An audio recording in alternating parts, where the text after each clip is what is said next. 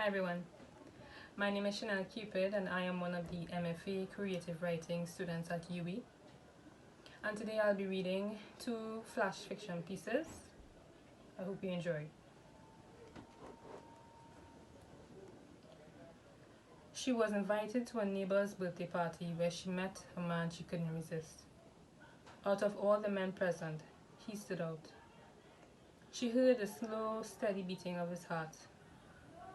He wore no cologne, but his scent was overpowering. It was as though the blood in his veins called out to her. She remembered he walked her home because she had a little too much to drink. The next morning she jumped out of bed and went straight to the mirror nailed above her drawer. Lady admired her beauty, passing her long lacquered nails about her smooth skin, searching for the seam lines. Her deep-set eyes and the drooping skin on her neck were no more. She trailed her manicured nails down her plump lips. She carefully wiped the sides, removing something red as lipstick. She twirled in her long satin dress, the shiny purple fabric hugging her waist, the slit exposing her thigh,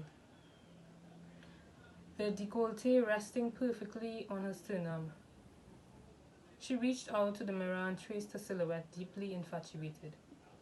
Lady ran her hands down the length of her body. No longer was she flat. She turned sideways in the mirror, watching her profile, how her breasts protruded, almost spilling out of the dress. She threw her head back, embracing the heat running through her veins. Her night was blurry, but she knew she had drunk from the fountain of youth, and it wasn't the first time she killed for it.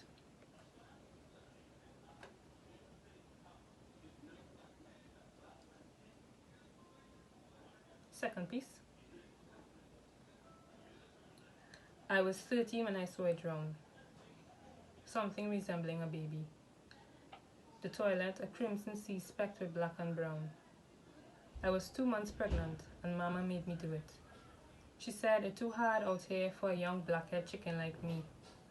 The world too advantageous. That the baby doesn't deserve a life without a father and an unprepared mother. So I drank it. The strong bush tea that smelled like fish oil tablets sitting on my nightstand that morning. I drank every bit of the thick substance that spread over my tongue like wet dirt. Chandelier bush, she called it, but I felt it had more than bush in this tea. Hurry up and drink the thing, we ain't have whole day. Her eyes were cold. I peeped over the large cup, the warm steel burning the tip of my lips.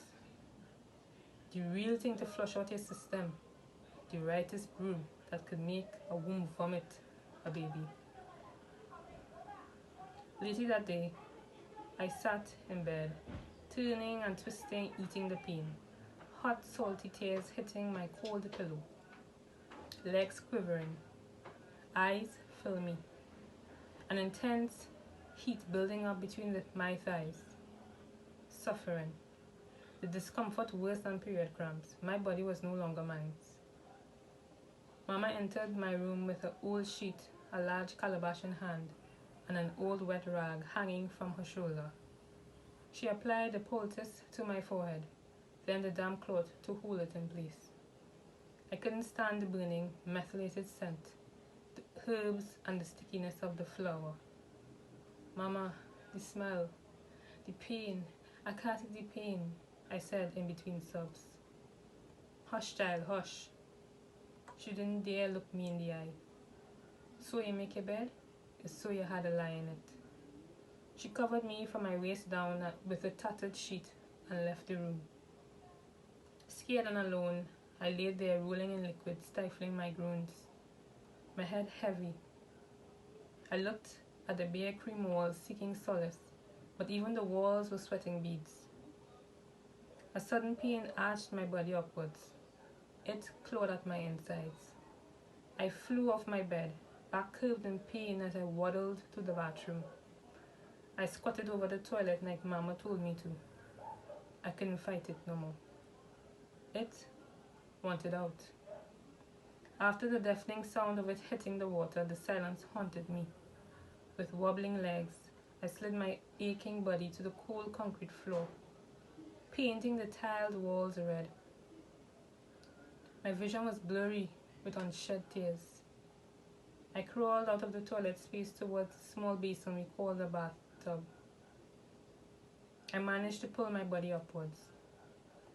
I turned the faucet and the echoes of my feet hitting the water bounced off the thin walls. The clear stream of water was now brown, metallic. I imagined sliding my heavy body under the water.